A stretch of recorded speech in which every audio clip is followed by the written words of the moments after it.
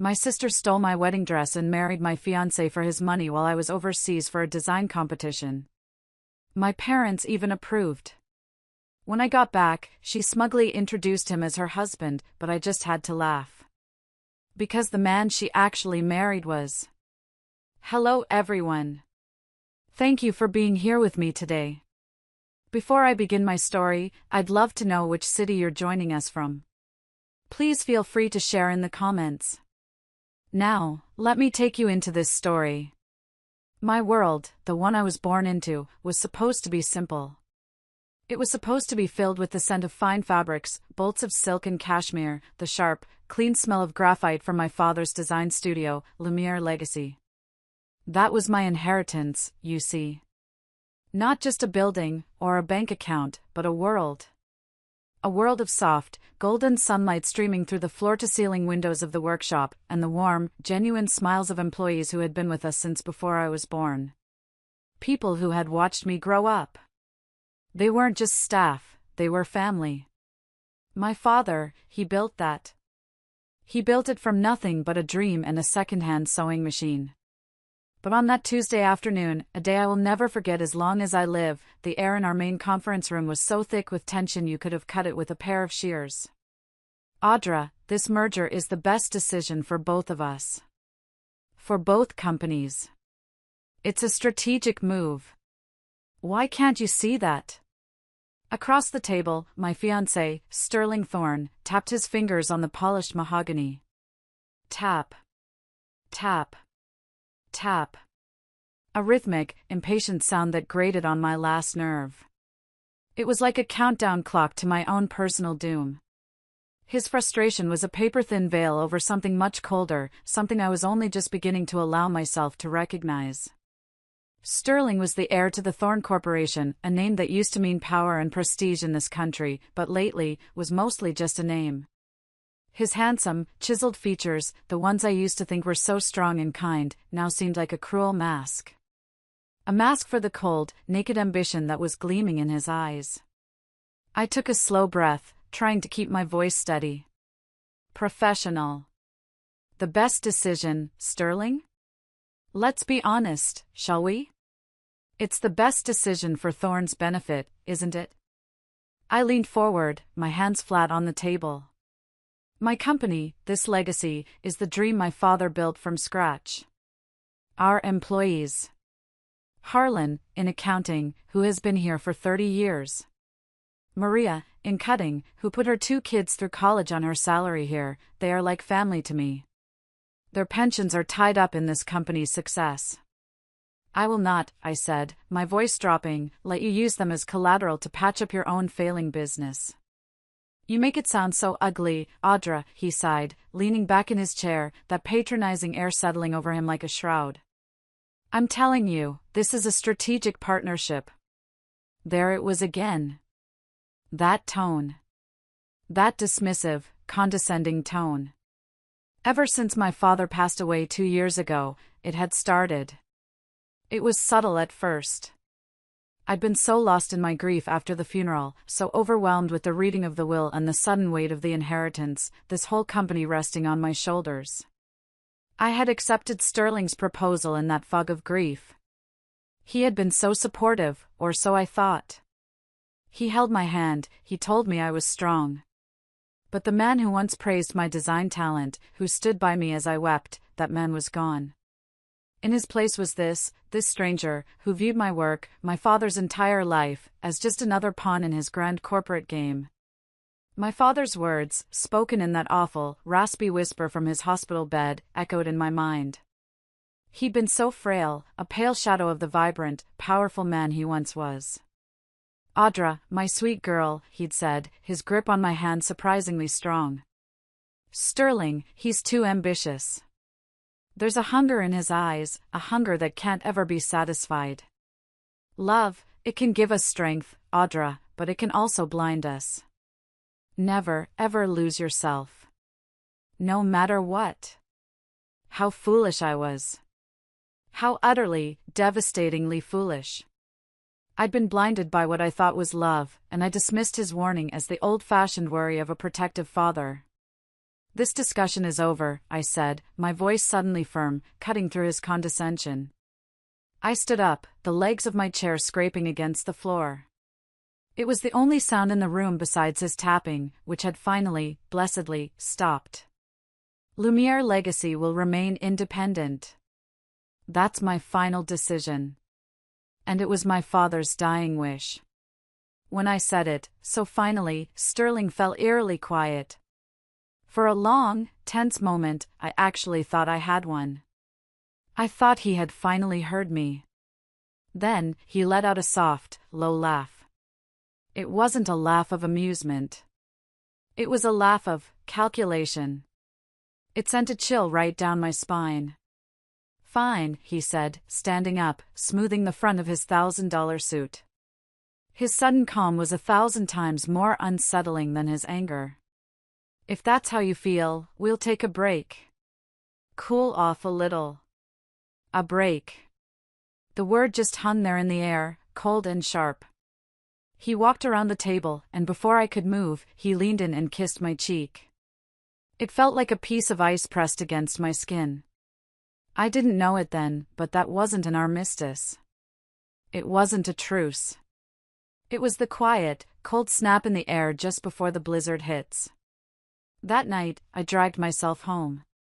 The commute was a blur. I just remember the brake lights, the horns, the feeling of exhaustion so deep it felt like it was in my bones. The weight of the company, the fight with Sterling, the constant pressure, it was all becoming too much. All I wanted was a scalding hot bath and a glass of wine, maybe two. I fumbled with my keys at the door, my hands shaking slightly. I finally got it open and stepped into the quiet of my apartment. But as I walked into the living room, I stopped. My younger sister, Delilah, was curled up on my sofa, her face lit by the blue glow of her phone. Delilah? What are you doing here? She looked up, and her face split into a smile that was just a little too bright. Audra! Welcome back! You look exhausted. Delilah had always been the dreamer in our family, the one drawn to anything that sparkled. Growing up, I was the perfect big sister. I got the good grades, I was focused, I was the responsible one. And Delilah. Delilah was the pretty one, the charming one. I knew she carried this complicated, tangled mess of love and deep, abiding jealousy toward me because of it. I just never knew how deep it truly ran. Here, look at this, she said, her voice bright and cheerful, jumping up from the couch. She held her phone out to me, and I saw a picture of a stunning tropical resort. White sand, water so turquoise it looked fake. Sterling said you've been working way too hard lately. And you've got that huge international design competition in Italy next week, right? She continued, her eyes wide with what I mistook for genuine excitement. He thought you should unwind a little before then. You know, get your creative juices flowing. So, he arranged everything.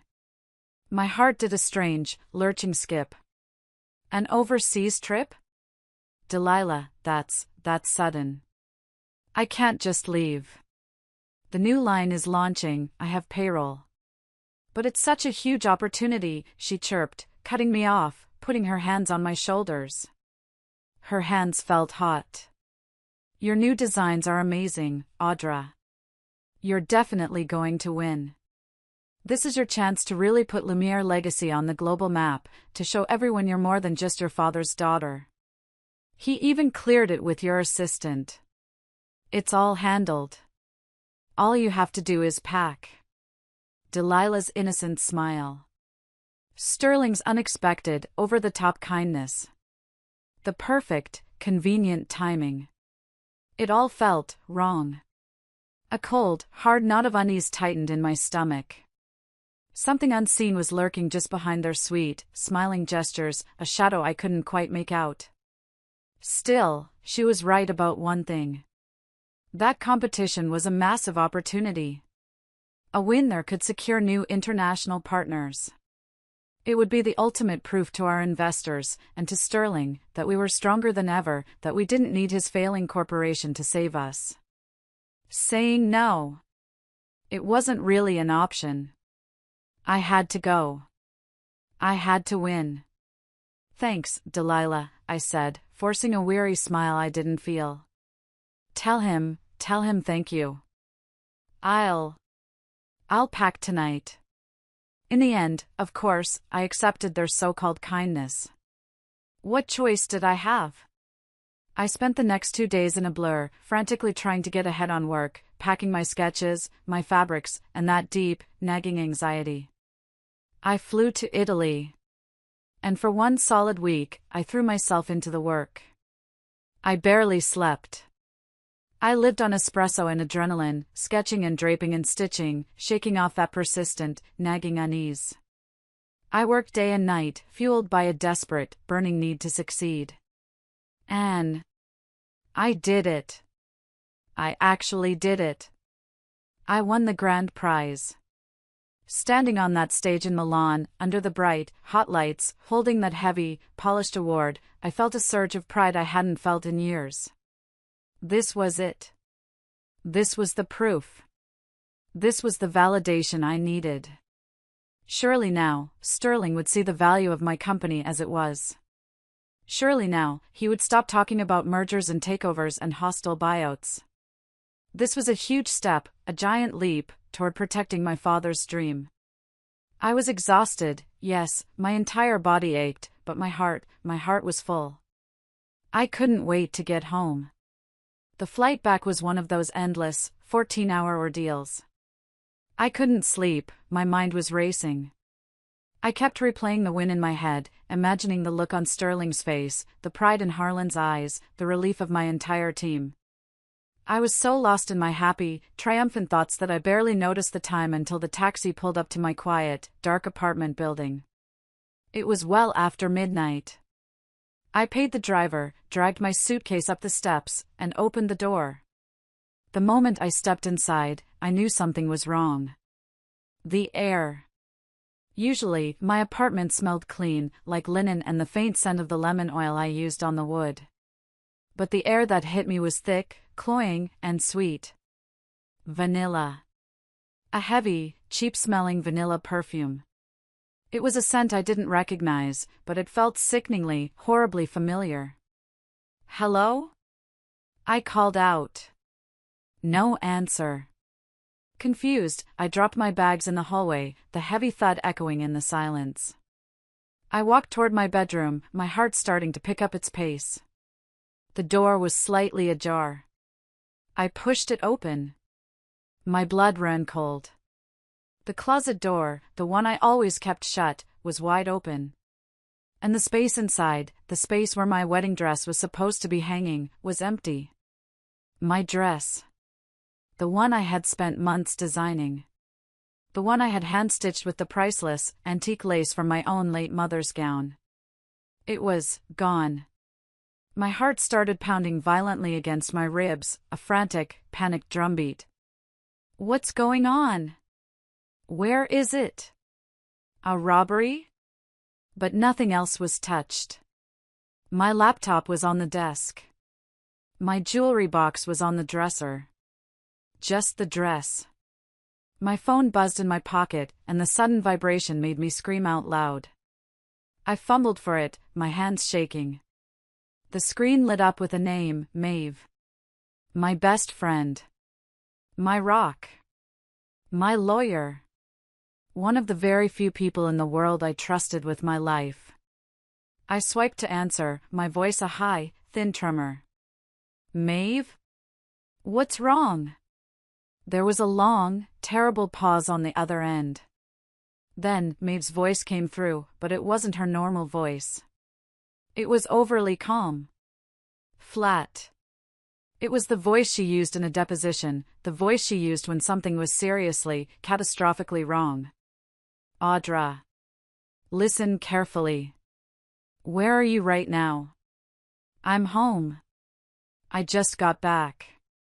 Maeve, what is it? My wedding dress is gone. Another pause. I heard her take a deep, steadying breath. Audra, you need to sit down. Please. Just sit down on the floor. Right now. What is it? I whispered, my hand gripping the doorframe so tightly my knuckles turned white. You're scaring me. It's Sterling, she said, her voice flat, devoid of all emotion. And Delilah. What about them? Audra, they got married yesterday. For a moment, the words didn't register. They were just sounds. Static. Echoing emptily in my silent, vanilla-scented apartment. Married? Sterling? And Delilah? My baby sister? It didn't make sense.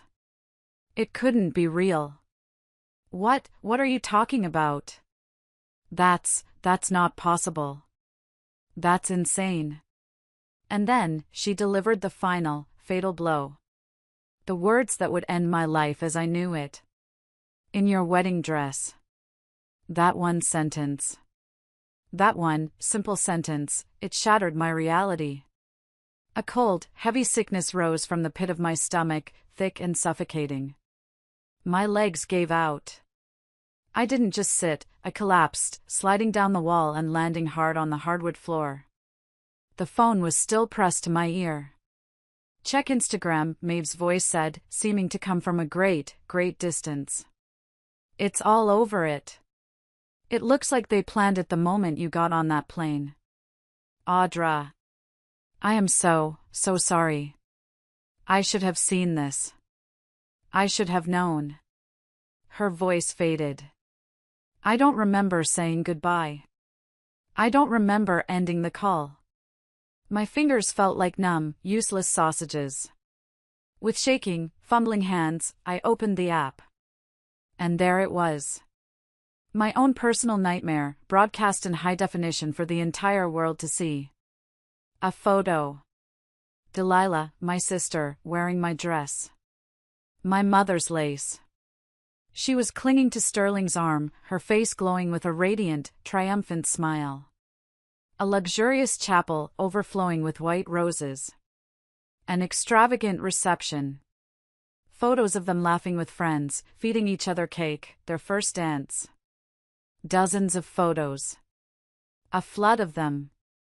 Each one a separate, sharp knife twisting in my gut. And then, the most recent post. From Delilah's account. A photo of the two of them, silhouetted against a sunset, kissing. The caption, oh God, the caption. The moment we realized it was fate. Sorry, Audra, but sometimes love and business don't wait. Love. And business. In that one horrific instant, everything clicked into place. The sudden trip to Italy. Delilah's sickeningly sweet encouragement. Sterling's sudden, uncharacteristic kindness. And that single, damning word, business. Their goal was never just to steal my fiancé. This was never about love. Their goal was to push me out. To humiliate me. To break me. To take my company. It wasn't just about stealing a man, it was about stealing my father's legacy, my life's work, my entire soul. A dry, choked, horrible laugh escaped my throat. The sadness, the rage, the betrayal, it was all consumed by a cold, absolute stillness that settled over me, heavy as a lead blanket. They thought they had won. They thought they had broken me, the perfect big sister. They thought I would just curl up and cry. They had no idea what was coming. My phone buzzed again, vibrating on the hardwood floor. It snapped me out of my trance. I looked at the screen. This time it was Harlan. My father's loyal head of accounting. A red icon flashed on the screen next to his name. Urgent. I picked it up. My hand was perfectly steady now. The tears were gone. My voice, when I answered, was clear and cold as ice. Harlan. Audra. Thank God. Are you back? Are you safe? The news, we have a problem, he said, his voice tight and frantic with worry. Sterling Thorne is demanding an emergency shareholders meeting. He's citing your unapproved absence from the country. When? I asked. Next week. The agenda. Audra, the agenda is a motion for the dismissal of the current CEO and a full, immediate merger with the Thorn Corporation. Of course. The final move. The checkmate in their disgusting, pathetic little game. I let out a slow, deliberate breath. I looked around my empty apartment, at the lingering, toxic scent of vanilla. Harlan, I said, my voice so calm it scared even me. Stay calm. Everything is under control. You're going to do exactly as they say. You're going to help them set up the meeting. But our counterattack starts now. I was no longer the heartbroken woman crying on the floor. I was no longer the sister who had been betrayed. I was no longer the fiancée who had been deceived. I was my father's daughter. I hung up with Harlan and immediately redialed Maeve. Maeve, it's me, I said, the moment she answered. Audra, I'm getting in my car right now, I'm coming over. No, I cut her off. I don't have time to cry. I don't have time for comfort. This is war. I could almost hear the smile in her voice. A grim, sharp smile. I've been waiting to hear that, Audra. I'm at my desk. My lawyer hat is on. Where do we start? First, I began, standing up, pacing the room. The cold fury was giving me a strange, sharp clarity I'd never felt before. Hire the best IT investigator you can find. I don't care about the cost. I don't care if you have to call in favors. I want someone who used to be a hacker, someone who knows how the underground digital world works. I need access to Sterling's laptop, his phone, his company servers, everything. I want every email, every text, every wire transfer. Trace the money, Maeve. Track his connections. Get me everything. Got it, Maeve said, not a hint of hesitation in her voice. I know a guy. Calls himself Zero. He's a ghost. He's the best.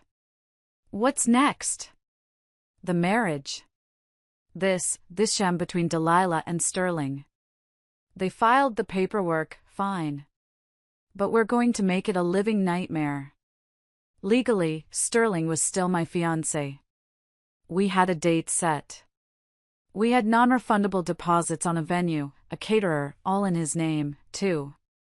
Marrying someone else while engaged to me might not be bigamy, but it's a civil offense. It's breach of contract. It's grounds for a substantial damages claim. I want you to file it. Today.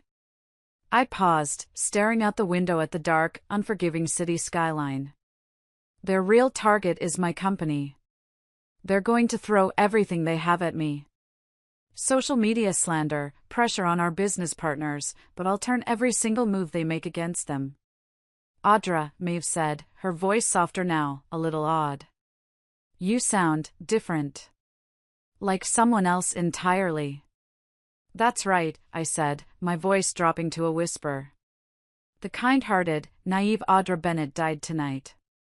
What's left is my father's daughter. And she's a CEO who is ready to fight. After hanging up with Maeve, I walked into my study.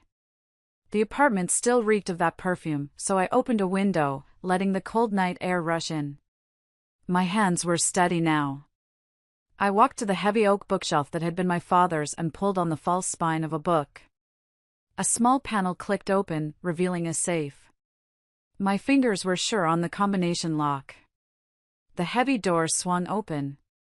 From the back, hidden behind stacks of financial documents and old family photos, I retrieved 2 items, an old, worn, leather-bound journal and a single black USB drive. Both had been left for me by my father, given to me by his lawyer after the funeral with a note that said, "Only when you're ready." On the tag attached to the USB, his handwriting was shaky, the writing of a man who knew he was dying. But the words were clear, my final trump card. I had tried to access it once before, a year ago, lost in grief and confusion, but it was secured with a heavily encrypted password that I couldn't guess. I set it on the desk and opened his journal. The worn leather felt cool and familiar beneath my fingers. On the first page, he had written, "To my Audra. If you're reading this, it means I'm gone. There are things I must tell you. The Thorne family's methods are reckless and dangerous. They are not builders, they are consumers. They devour and they destroy. Sterling, I'm afraid, carries that legacy in his blood. He is not what he seems. If anything happens to me, I can only hope you see him for what he truly is before it's too late. The final trump card is on this USB. I pray to God you never need it. But if you do, the answer lies in what we built together. What we built together. The final trump card." I gripped the small USB drive tightly in my hand. It was heavy, heavy with the weight of my father's love and his fear. I didn't have the password yet, but I would find it. "Sterling," I whispered to the empty room. "Delilah. You started this game."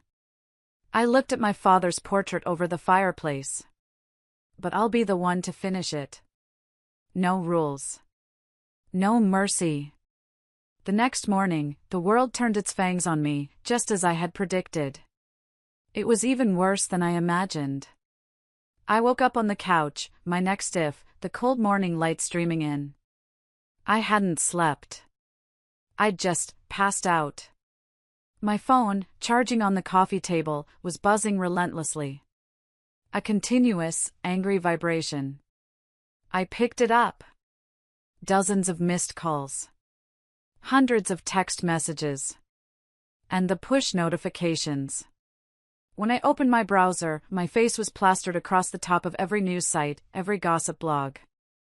Breaking: rising star designer Audra Bennett accused of embezzling company funds, fleeing abroad. Source says jealousy over sister's shocking marriage to fiancé drove the desperate act. Sources. I felt a cold, bitter laugh rise in my throat. I tapped on an article from a major news outlet. A video immediately began to play. It was Delilah. She was sitting in the lavish living room of Sterling's mansion, a room I had helped him decorate. She was pale, her eyes red-rimmed and tear-streaked. She clutched a lace handkerchief in her hand. It was an award-worthy performance. "My sister," she sobbed, looking directly into the camera, her voice breaking beautifully. She's always been the type who had to have whatever she wanted. She was always so perfect. When she found out that Sterling and I had developed feelings for each other, she just couldn't handle it. She forced herself between us. She took a gasping breath, as if the lies were physically painful to get out. I guess the company was struggling, too. More than she let on. But I never, ever imagined she'd steal from it. From our father's legacy. I can't believe it. It was brilliant. Utterly diabolical, but brilliant. She was the teary-eyed, fragile victim. The picture of a tragic heroine, forced to choose between her cruel sister and her one true love. And next to her, Sterling stood, his hand protectively on her shoulder, his face a mask of grim, heartbroken resolve. The comment section was a cesspool. A river of digital vitriol. What a disgrace. I always knew she was a cold-hearted snake. She let success go to her head. Stole from her own company. Poor Delilah. She deserves to be happy. Glad she found happiness with a real man. Homewrecker? Sounds like Audra was the one who wrecked her own home. At the exact same time, the company phones began ringing.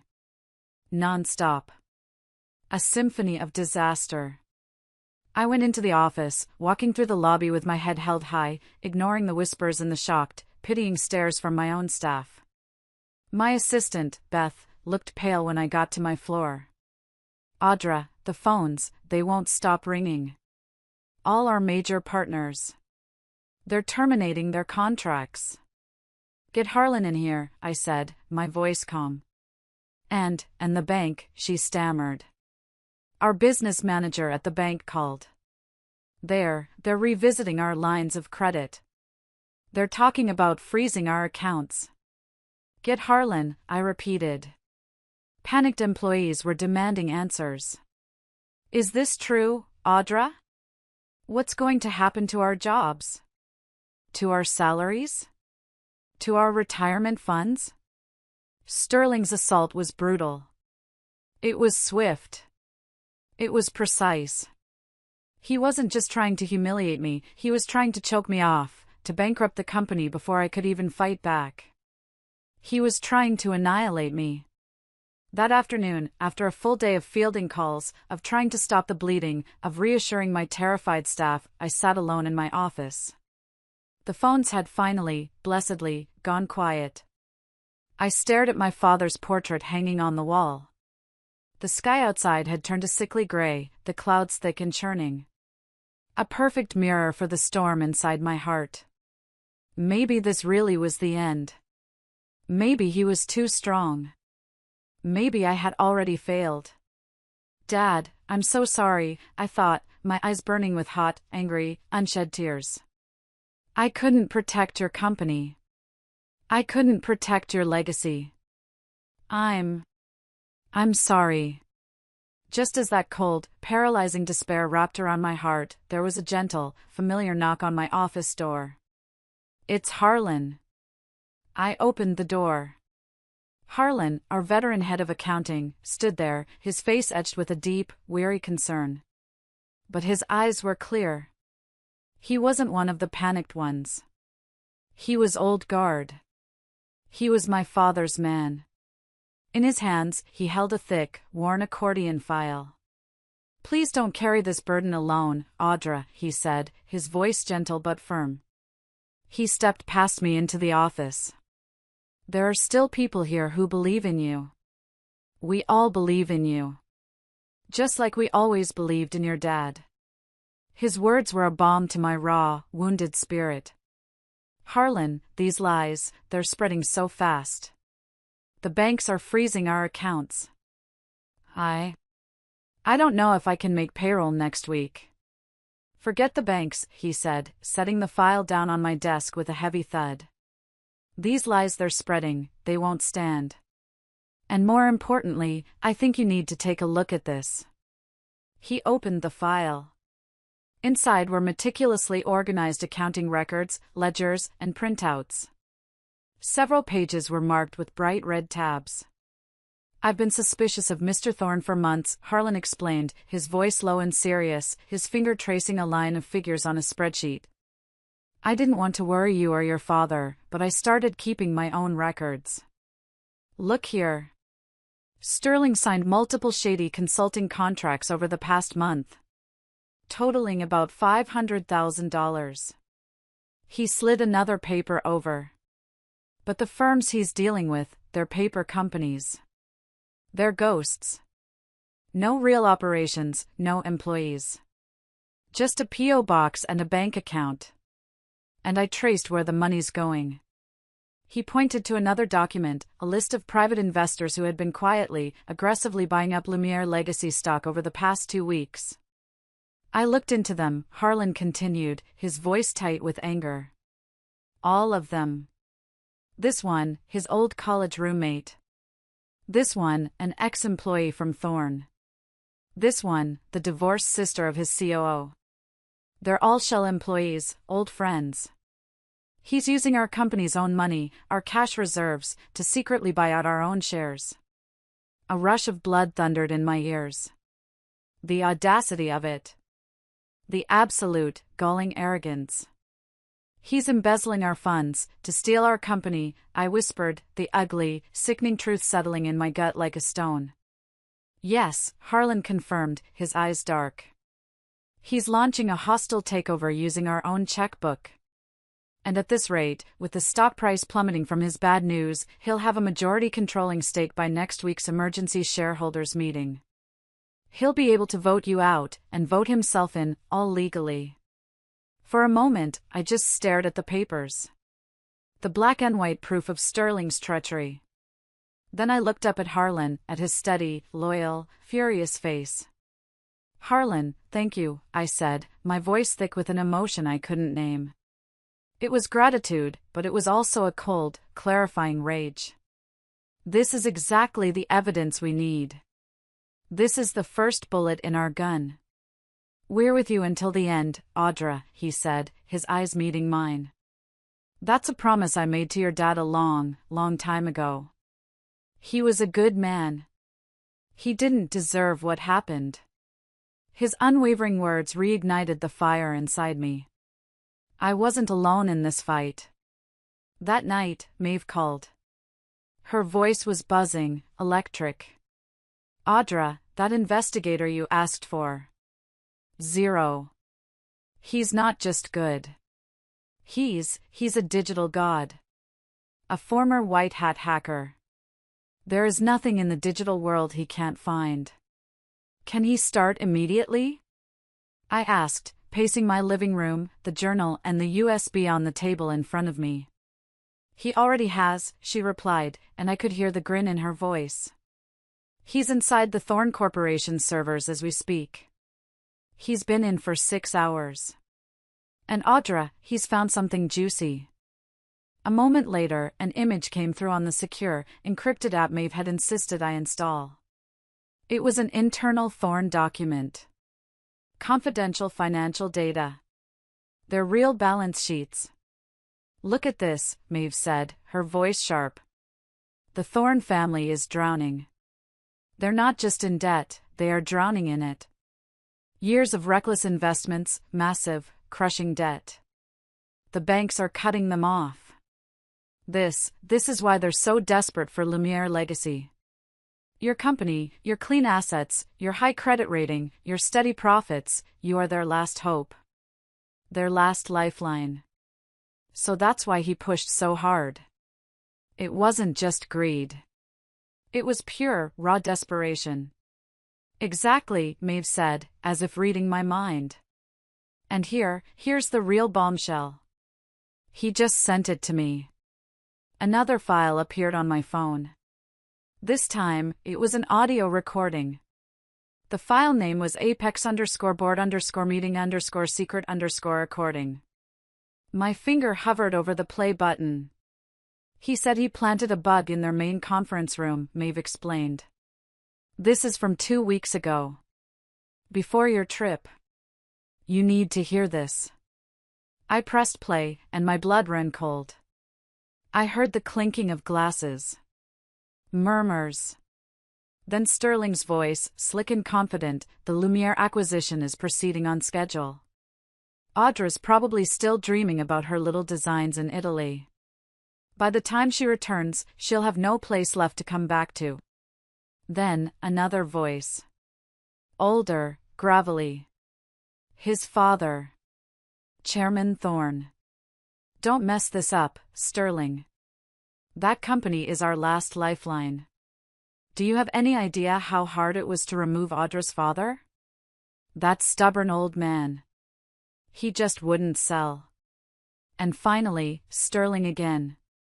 His voice was light, casual, as if he were discussing the weather. It was the casualness that broke me. "I know, Dad. He conveniently dropped dead from overwork and stress.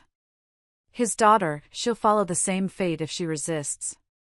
I stopped breathing. The phone slipped from my hand and clattered onto the floor. "Dropped dead from overwork. His daughter will follow the same fate." My father's death. It wasn't just exhaustion. It wasn't just the pressure of the business. They orchestrated it. They hounded him. They stressed him. They pushed him until his heart, his good, kind, strong heart, just gave out. I scrambled for the phone, my whole body shaking. "Maeve," I stammered, my voice cracking. This is." "Yes," she said softly, her voice filled with a cold fury I'd never heard from her before. "This isn't just a hostile takeover anymore, Audra.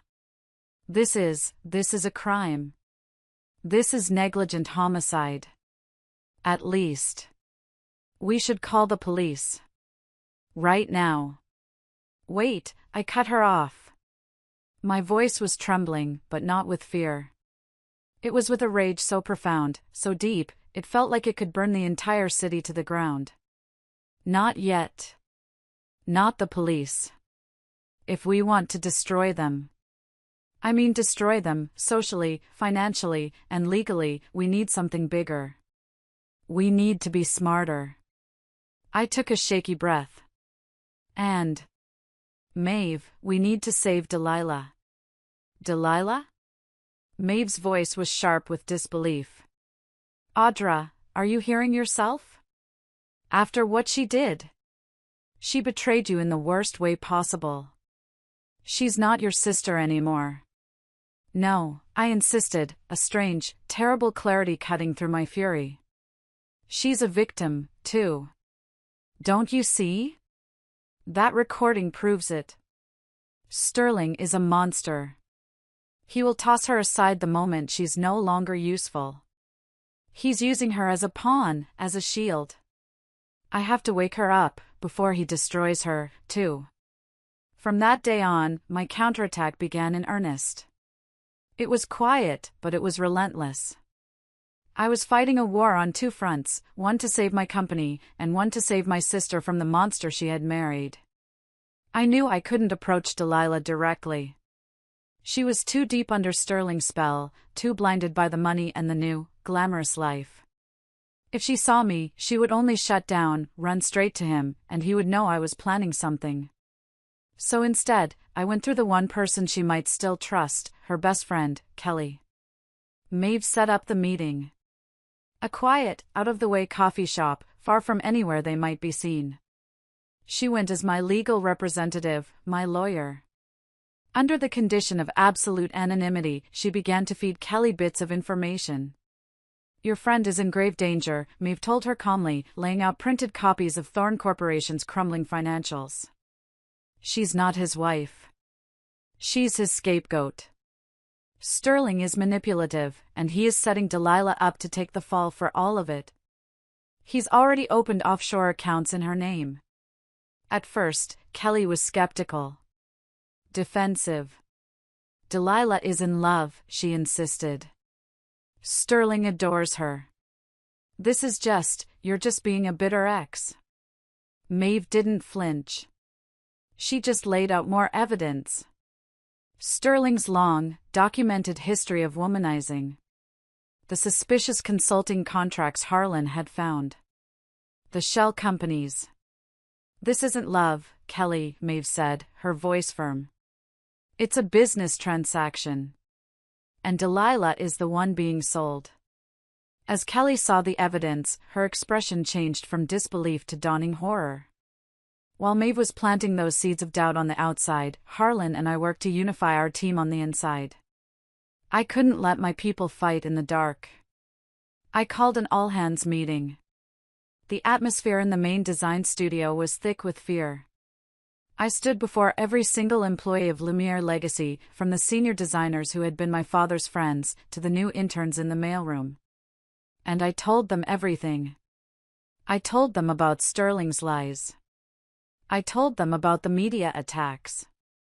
I told them about his desperate financial situation and the threat of the hostile takeover. I laid bare the entire, ugly truth. The room was dead silent as I spoke. The employees, who had been so shaken and scared by the rumors, listened intently. As they began to understand the full picture, I could see the fear in their eyes being replaced by a quiet, simmering, collective anger. I am so sorry, I finished, my voice ringing with a conviction I didn't know I possessed. I am sorry for the fear and the confusion this has caused. But I will not give in. I will not sell you out. I will protect this company, the dream my father built, and the workplace that you have all fought for. But I can't do it alone. I need you to stand with me. For a long, agonizing moment, there was only silence. I thought, for a second, that I had lost them. Then, a young designer, a woman named Clara whom I had hired just 6 months prior, stood up. We love working here, Audra, she said, her voice clear and strong, cutting through the silence. We are proud of what Lumiere Legacy stands for. We're not just employees. We're family. Like you said. Please, let us fight with you. Until the very end. One by one, other voices joined in. We're with you, Audra. We're not going anywhere. We're with you. I had to hold back the tears that threatened to fall. I was surrounded by such warm, such unwavering support. I was not alone. Meanwhile, Zero's investigation was digging deeper. He was a ghost, a digital phantom. He found the offshore bank account in Delilah's name, the one Sterling had set up. And when he followed the money trail, he made another shocking discovery. Audra, this is big, Maeve relayed to me over our secure line. We were speaking several times a day now, like generals in a war room. Sterling didn't just stash the embezzled funds there. He funneled some of it into another, even more hidden account. Another account? For what? To hire industrial spies. My blood ran cold. Zero sent over encrypted chat logs. Conversations between Sterling and a shadowy figure, a man known in the corporate underground for stealing trade secrets. Sterling, did you get the blueprints for Lumiere Legacy's upcoming fall project? The rebirth line? Spy, delivered. The data is encrypted and sent. But I'm telling you, Audra Bennett is tough. Her new computer security is insane. Took me days.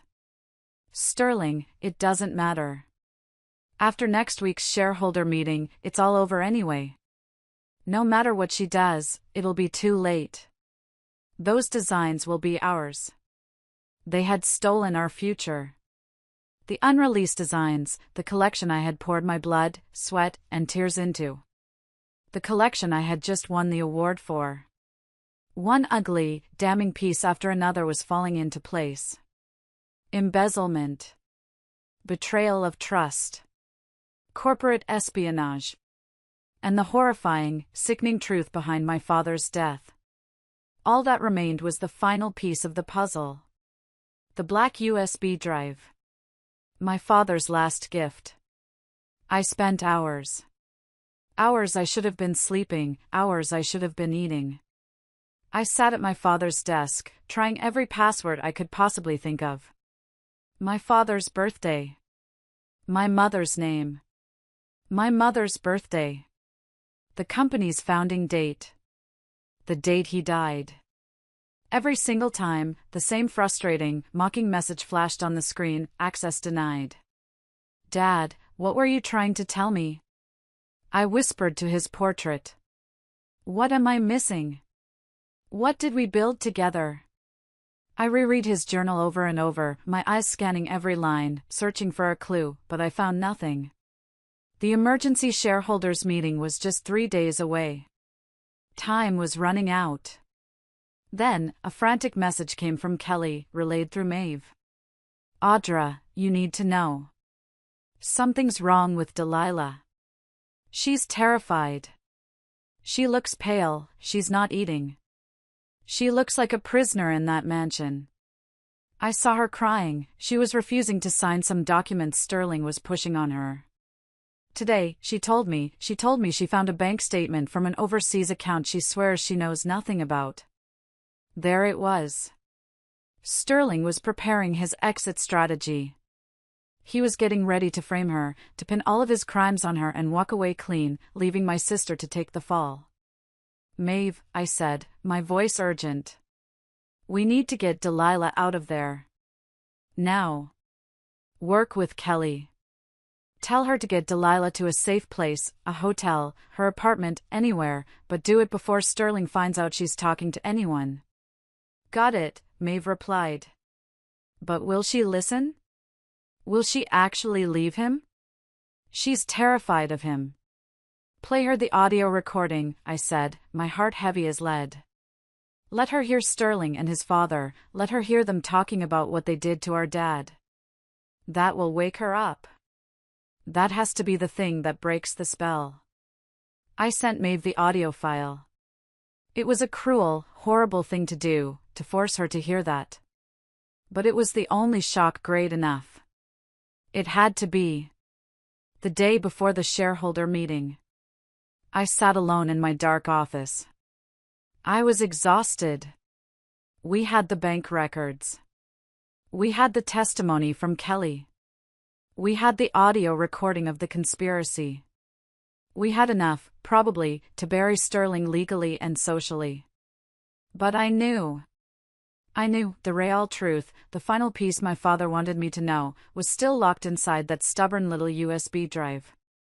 I picked up his journal, flipping through the worn pages one last time. Then I noticed something. Something I'd missed 100 times before. On the very last page, a page I thought was blank, there was a faint ink stain, almost like a teardrop. And down in the very bottom corner, written in my father's delicate, familiar fountain pen script, were words I could barely read. The day you gave me that sketch, your first drawing of me. I'll never forget it, Audra Bean. A treasure forever.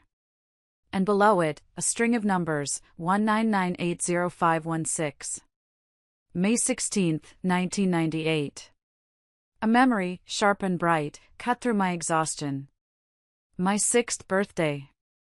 Me, with my new box of crayons, sitting on the floor of his studio, drawing a portrait of him. His smiling face, all crooked, with a big, bright yellow sun behind him. I had given it to him, so proud. He had laughed, hugged me, and told me it was the most beautiful thing he had ever seen. He'd had it framed. It was still hanging in his study at home. No, could it be that simple? What we built together. My hands were trembling so badly I could barely type. I inserted the USB drive into my laptop one more time. I slowly, carefully, typed in the numbers. 199805116. I held my breath and pressed enter. Click. The screen lit up. Access granted. A single video file appeared on the screen. It was titled, simply, To My Beloved Daughter, Audra. My heart felt like it was going to burst out of my chest. I clicked on the file. My father's face filled the screen. He was thinner than I remembered, so much thinner. His face was gaunt, etched with a worry so deep it looked like a physical pain. But he was smiling. That gentle, kind smile that I missed every single day. He was in his office. My office. Sitting right where I was sitting now. Audra, his soft voice filled the silent room. My sweet girl. If you're watching this, it means something has happened to me. And it means you're now fighting, alone, to uncover the truth. He paused, taking a shaky, difficult breath. I'm so sorry, my love. I'm so sorry I left you to face this. Let me be direct, he continued, his voice gaining a sudden, hard strength. Sterling Thorne is our enemy. For the past year, he has been systematically trying to destroy me. He stole my company's technology, he poached my best staff, he spread rumors to my suppliers. He mentally, emotionally, and financially cornered me. All of it was a calculated campaign to force me to sell Lumiere Legacy. I resisted. But I may be nearing my limit. My father coughed then, a weak, rattling sound that tore my heart in two. It was clear he was struggling, that even filming this was taking every last ounce of his strength. But Audra, he said, leaning closer to the camera, his eyes finding mine across the gulf of time. Listen to me. Don't let revenge consume you. Don't become them. True strength, it doesn't lie in destruction. It lies in protecting. In nurturing. In building. You have that power, Audra. You always have. This video, this is my final gift. My final trump card. To help you do just that. To protect what we built. He then held up a document to the camera. It was a sheaf of old, yellowed papers, bound with a blue ribbon. "This," he said, his voice ringing with a sudden, triumphant pride, "is a confidential contract. Signed 30 years ago, between the founder of the Thorn Corporation, Sterling's grandfather, and myself. It was when I helped him develop the textile technology that launched his entire empire. He had nothing, I had the patents. In exchange for my technical contributions, the Thorn family agreed, in perpetuity, forever, to ensure Lumiere Legacy's permanent independence. And," he paused, tapping the paper, "to never, under any circumstances, pursue a hostile takeover." He looked directly into the camera, his eyes burning with a fierce, protective love. "If they violate this agreement, Audra, if they ever try to take this company from you, all rights the Thorn Corporation holds concerning Lumiere Legacy, all patents, all licensing agreements, everything, become void." Immediately. It was the ultimate reversal. The ace in the hole. The kill shot. Our family's final, devastating trump card. "Audra," he finished, his voice growing soft again, a tear glistening in his eye. "I love you. I hope you find happiness. Live strong." The video ended. The screen went black. I sat there, frozen, in the dark, silent office. And I just broke. Silent, hot tears streamed down my cheeks, falling onto the keyboard, onto the desk where he had sat. They weren't tears of sadness. They were tears of overwhelming love. Of gratitude. Of a profound, aching relief. He knew. He saw it all. And even from beyond the grave, he had found a way to protect me. I wiped my tears, my hand closing around the small, black USB drive. "Thank you, Dad," I whispered to the empty room. "I'll fight. Just like you taught me. I'll protect what matters." I stood up and looked out at the glittering night skyline. The air was cold and still. The calm before the storm. "Sterling Thorn," I said to the glass. "Your party's over. Tomorrow's shareholder meeting, it's not a meeting. It's your execution." The next morning, the grand ballroom of the downtown hotel was thick with tension. It was palpable. You could smell it in the air, a mix of expensive perfume, coffee, and pure, nervous sweat. Whispers buzzed through the crowd of board members, investors, and shareholders like angry, trapped hornets. Cameras flashed nonstop from the press section in the back. The reporters could smell blood in the water. At the center of it all, at the main podium, stood Sterling Thorn. He was puffed up like a conquering hero, his suit perfect, his hair immaculate, his face a mask of solemn concern. Next to him, his father, the chairman, looked visibly shaken, pale and gray. I scanned the room. Delilah was nowhere to be seen. I saw Sterling's eyes flicker to the entrance, a brief, annoyed flash of unease crossing his face before he plastered on his smug, confident smile. Good. She was safe. She was with Maeve. From the shadows at the very back of the ballroom, Maeve and I watched in silence. She was there as my legal counsel. I wore a sharp, black, custom-tailored suit. My own personal suit of armor. A few shareholders, men who had played golf with Sterling, turned and shot me contemptuous, disgusted looks. I met their gaze, unblinking, until they looked away. I barely felt them. I was beyond caring what they thought.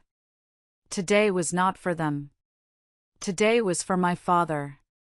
We now call to order this emergency shareholder meeting for Lumiere Legacy, the chairman's voice boomed, his voice shaky, silencing the room. Sterling stepped forward to the microphone and theatrically cleared his throat. "Ladies and gentlemen," he began, his voice dripping with false, unctuous sincerity. "Thank you for gathering here today on such short notice. As the largest shareholder, and as Audra Bennett's former fiancé, I deeply, deeply regret the circumstances that have brought us here." He looked around the room, his face a perfect mask of pain and reluctance. He could have won an Oscar.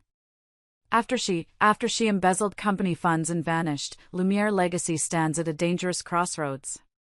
In response, I have made a difficult, but necessary, decision. I propose that the Thorn Corporation absorb and rebuild this historic, but failing, company. And as a first, necessary step, I formally submit a motion to dismiss Audra Bennett as CEO. His loyal shareholders, the ones Harlan had identified, responded with eager, rehearsed applause. Just as the chairman, looking relieved, prepared to call for the vote, I made my move. Objection. My voice. I didn't shout. But it was clear, unwavering, and amplified by the microphone I'd been holding, hidden at my side. It cut through the tension in the room like a steel blade. Every single head in that ballroom snapped to the back, to me. A collective gasp went up. Sterling's face, oh, his face. It was a beautiful, priceless mixture of shock, confusion, and pure, unadulterated rage. Audra, he sputtered. How the hell are you? What are you doing here? Maeve hit the lights. A single spotlight found me. And I began to walk. Slowly. Deliberately. Down the center aisle, the crowd parting before us like the Red Sea. It felt like walking a war path. This is my company's shareholder meeting, Sterling, I said coolly, my voice echoing through the silent room. Why wouldn't I be here? I ignored him and stepped up to the second microphone, addressing everyone in the room. Good afternoon. I'm Audra Bennett. Thank you all for entertaining this circus. But the performance ends here.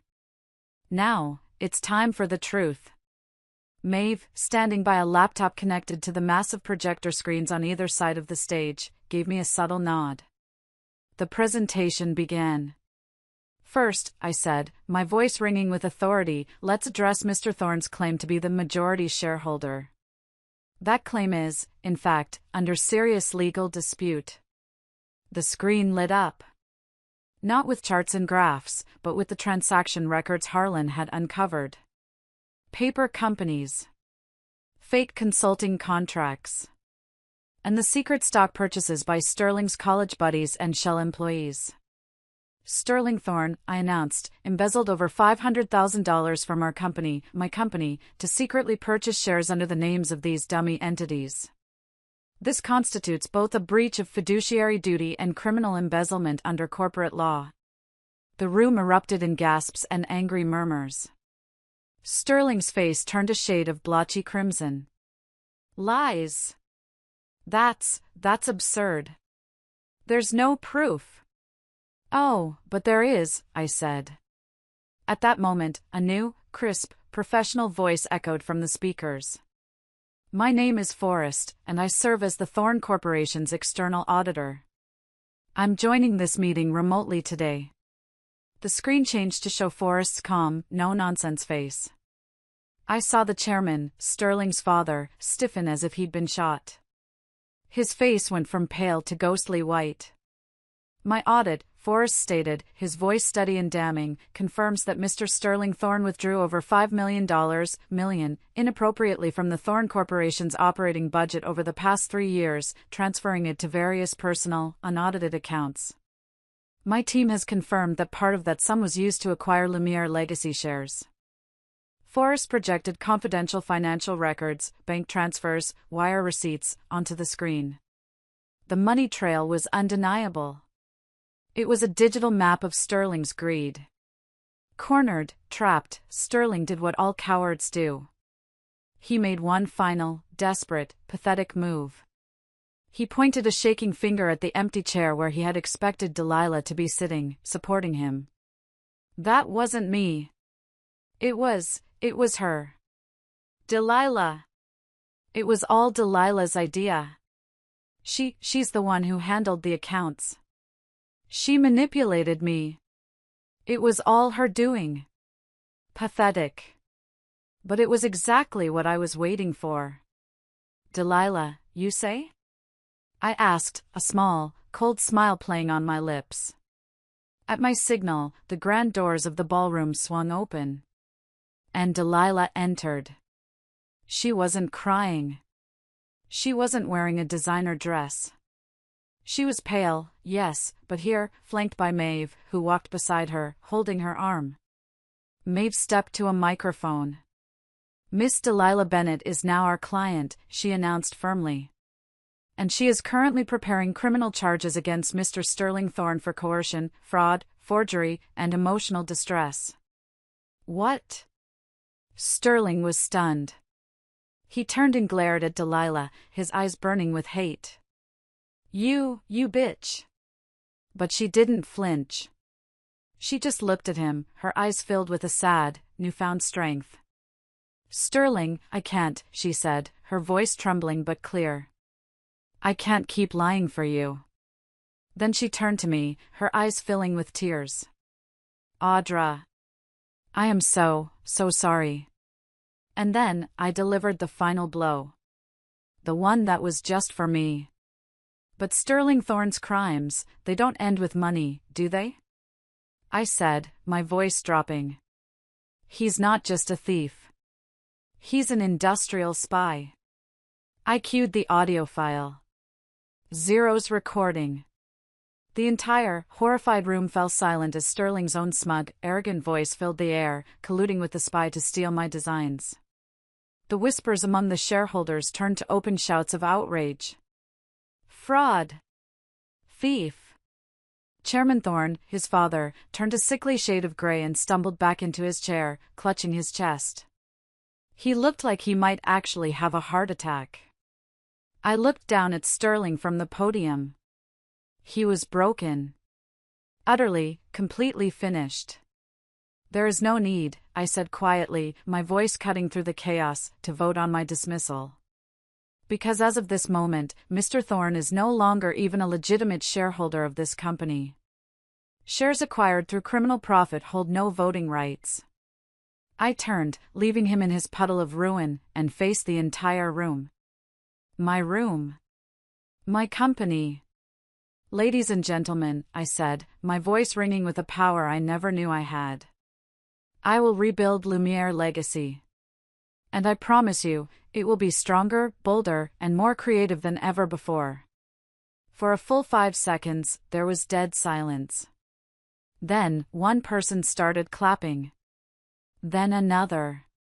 And then the entire room, save for Sterling's now toxic allies, erupted in genuine, thunderous, overwhelming applause.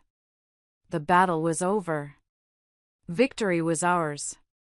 As I stepped down from the podium, the applause still ringing in my ears, I saw 2 uniformed police officers, who had been waiting discreetly at the entrance, begin to approach Sterling in silence. "Mr. Sterling Thorne," one of them said, his voice polite but firm. "We'd like you to come with us for questioning regarding allegations of fraud and embezzlement." Sterling looked too defeated, too shell-shocked, to even resist. He just nodded, his face pale and his eyes hollow.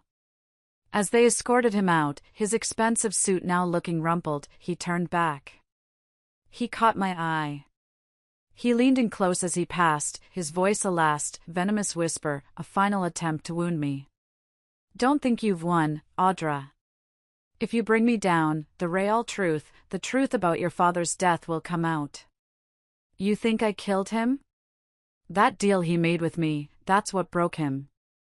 You'll never be clean of this." A sharp, cold jolt shot through my chest. But I didn't flinch. I didn't let him see. I leaned in close, so only he could hear. "I know all about the deal, Sterling. But you still haven't seen my real trump card." For the very first time that day, a look of true, unadulterated, primal fear flashed across his face. He knew he was beaten. They led him away, and I just breathed. For the first time in weeks, I took a full, deep breath.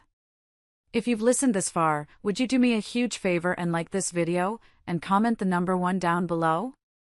It lets me know that you're out there, and that you've been on this journey with me. Your support means the world and encourages me to keep going. Just comment the number 1 so I know you're here. And now, let me tell you what happened next. The battlefield that had masqueraded as a shareholder meeting was finally over. A heavy, exhausted silence remained in its place. Sterling was taken into custody, and as Maeve and I presented our evidence to the district attorney, the bank records from Harlan, the audio recording from Zero, the testimony from Delilah, the charges piled up. Embezzlement, fraud, coercion, conspiracy, corporate espionage. The media, of course, turned on a dime. The same outlets that had called me a disgraced embezzler were now hailing me as a phoenix. Their headlines screamed, "The Phoenix returns, tragic heroine triumphs, and genius designer topples corrupt corporate evil." It was sickening, but it was good for business. But my final battle wasn't over yet. Sterling's final, desperate words, trying to lay my father's death at my own feet, they clung to me like a curse. A thorn lodged deep in my heart. That night, in the CEO's office, my office, fully and truly mine now, I played the video. My father's final trump card. This time, the audience was different. It was me, Maeve, the prosecutor assigned to the case, and the Thorne family's new team of very expensive, very grim-faced lawyers. Forrest, the auditor, was there too, standing silently beside me, a steady, supportive presence. My father appeared on the screen. Calm, gaunt, but so determined. He spoke of the pressure from Sterling. He spoke of the stolen technology, the poached staff, the psychological torment that had worn him down, day after day. And finally, he revealed the confidential agreement. The one that guaranteed Lumiere Legacy's independence. If the Thorne Corporation, my father's voice echoed from the past, clear and strong, violates this agreement, they forfeit all rights and claims to Lumiere Legacy. All of them. The moment the video ended, the Thorne family's lead lawyer, a man who probably billed $2,000 an hour, let out a long, slow breath.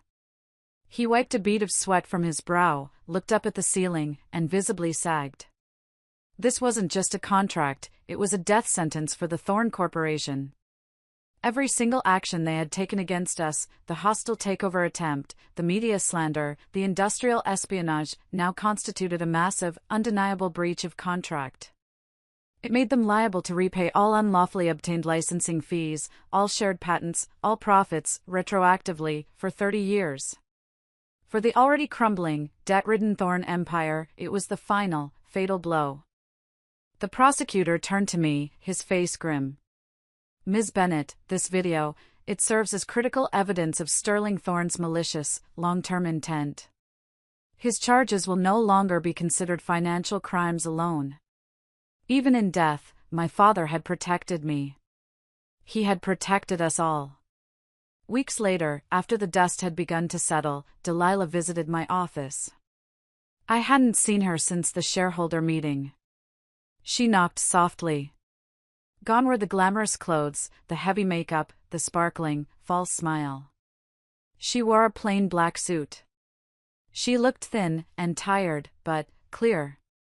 She carried herself with a quiet, somber seriousness I had never seen in her before. "Audra," she began, her voice barely a whisper. She wouldn't look me in the eye. I don't. "It's okay, Delilah," I said, motioning for her to sit. She looked me in the eye then, and for the first time in years, I saw my real sister. The little girl I grew up with. Not the character she had been playing. "No," she said, her voice cracking. "It's not okay.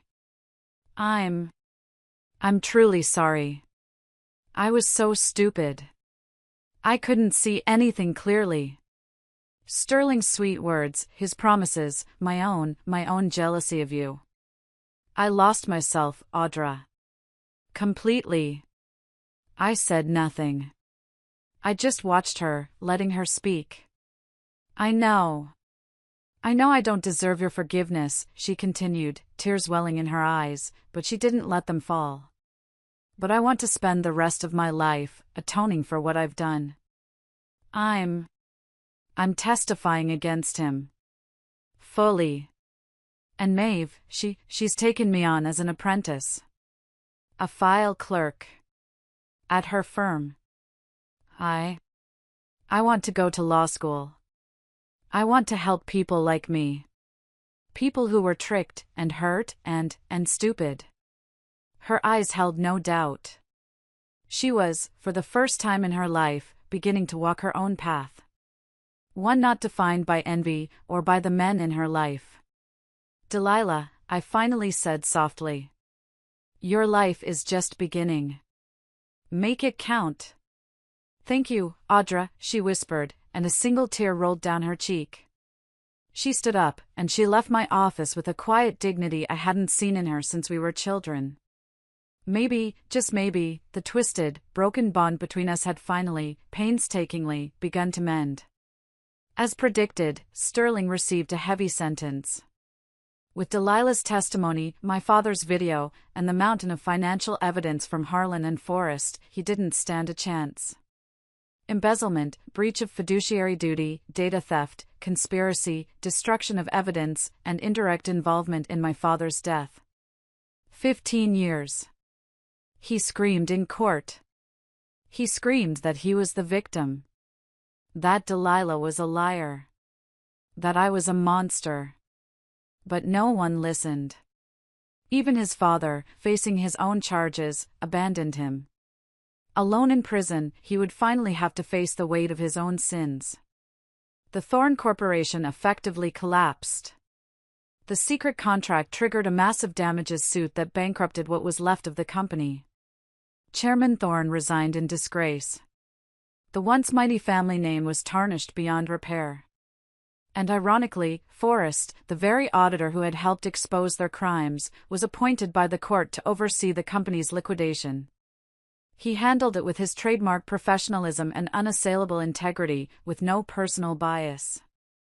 That was just the kind of man he was. Lumiere Legacy, we made a miraculous comeback. The scandal, though harrowing, had catapulted our name into the international spotlight. I was no longer just my father's daughter, I was the designer who refused to bow to corruption. Our team, my loyal, wonderful team, rallied stronger than ever. We poured all our energy, all our passion, into creating bold, groundbreaking new designs. Our Rebirth collection sold out in 24 hours. And I, like my father before me, treated my employees as family. I gave raises. I secured their pensions. I poured everything I had into building an environment where their talents, their salaries, and their promotions could truly shine. Forrest, as it turned out, became my most trusted professional partner.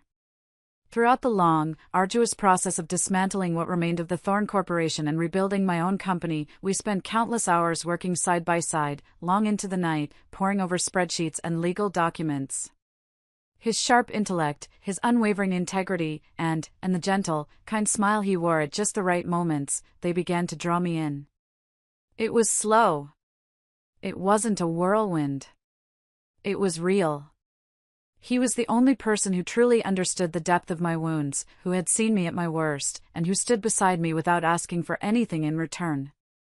Audra, you're one of the strongest people I know, he said once, as we walked out into the cool night air after a 14-hour strategy session, my feet aching in my heels. I shook my head, a small, weary smile touching my lips. No. I'm not. I was terrified, Forrest. Every single step of the way. But I had something worth protecting. You didn't just protect a company, he said, stopping under a streetlight, the light catching the kindness in his eyes. You stood for justice itself. He took my hand. It was just a simple, warm, strong hand. And in that warmth, I felt the ice that had been frozen around my heart for 2 long years finally, truly, begin to melt. It didn't take long for our partnership to evolve into something more. Something quiet, something steady. Something lasting. 1 year later, Forrest and I stood together in front of my father's grave.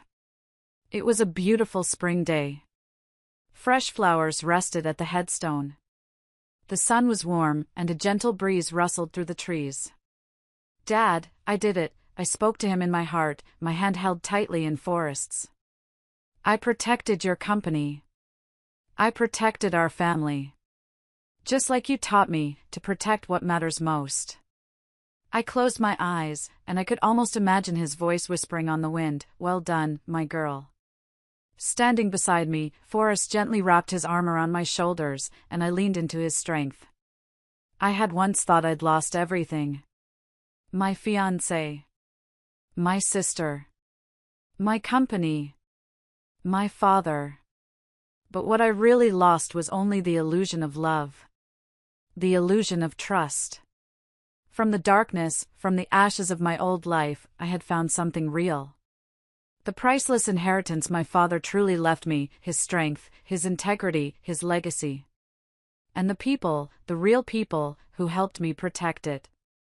I used to believe that revenge created nothing. That it was just a destructive, empty force. But maybe that was only half true.